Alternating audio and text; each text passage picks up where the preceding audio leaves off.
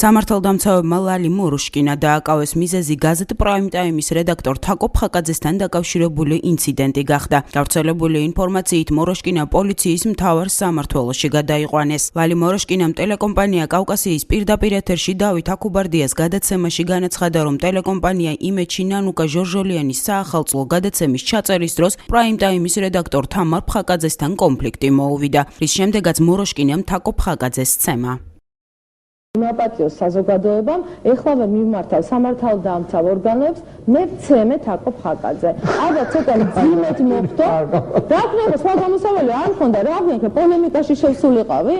მე პოლემიკაში ამ ადამიანთან ვერ შევიდოდი, სხვა გზა არ მქონდა და ვცემე. ცოტა სისხლები მატყვია ხელზე, მაგრამ ალბათ ეს ამბავი დამთავრდება სერიოზული გარჩევით სასამართლოში.